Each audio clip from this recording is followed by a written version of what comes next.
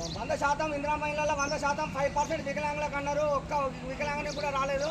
మొత్తం ఆపాచనుకుంటా కాంగ్రెస్ లీడర్లకే ఇళ్ళు వచ్చినాయి, కాంగ్రెస్ లీడర్ల తల్లిదండ్రులకే ఇళ్ళు వచ్చినాయి, మొత్తం భూస్వాములకే వచ్చినాయి. వికలాంగునికి ఎవరికి రాలేదు.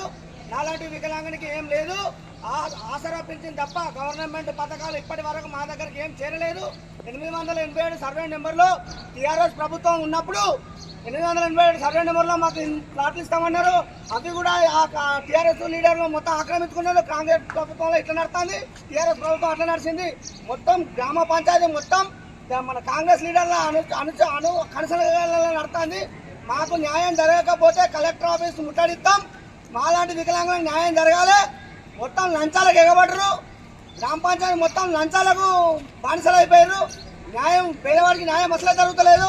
దీని మీద స్పందించమంటే ఒక్క లీడర్ కూడా ఎవరు స్పందిస్తలేడు. మాలాంటి వాళ్ళకి న్యాయం జరగాలని నేను ఇలా గ్రామ పంచాయతీ ఎక్కి నిరసన తెలుపుతున్నా. తీసుకొచ్చిన సార్ ఇందిరా మహిళల్లో అవకతవకలు నడుతున్నాయి, దయచేసి మాలాంటి పేదోళ్ళని పట్టించుకోరు సార్ అని మా ఊళ్ళోకి వచ్చినప్పుడు కూడా మసీదు ముంగట గ్రామ పంచాయతీ కమిషనర్ గారికి కూడా చెప్పడం జరిగింది. అప్పటి నుండి మొత్తుకుంటున్నా, ఇప్పటి వరకు మాలాంటి వాళ్ళకి న్యాయం లేదు. ఎక్కి నిరసన తెలుపుతున్నా. Commissioner down down, Congress down down, commissioner down dam.